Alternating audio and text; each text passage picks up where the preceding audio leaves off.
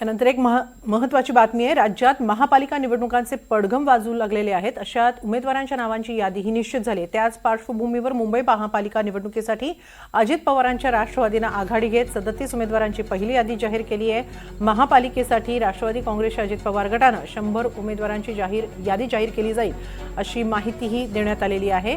आमदार आणि नवाब मलिक यांच्या कन्या सना मलिक यांनी याबाबत माहिती दिली होती। मात्र पहिल्या यादीत 37 उमेदवारांना संधी देण्यात आली आहे।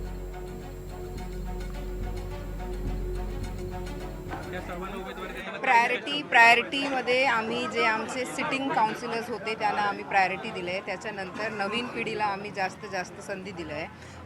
तुम्ही जेव्हा हे लिस्ट बघणार, खूप कुमारी मुली आहे आमच्याकडे फर्स्ट वेळेची निवडणूक लढणार।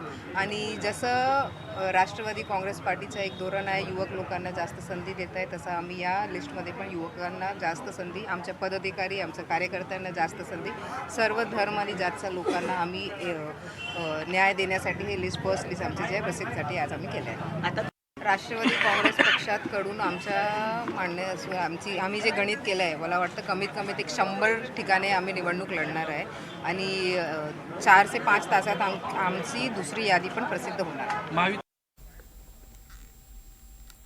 मुंबईत अजित पवारांची ही यादी जाहीर झालेली आहे। प्रभाग क्रमांक 165 मधून कप्तान मलिक, प्रभाग क्रमांक 168 मधून डॉक्टर सईदा खान, प्रभाग क्रमांक 170 मधून बुशरा नदीम मलिक अशा नवाब मलिकांच्याच घरातल्यांना उमेदवारी देण्यात आलेली आहे।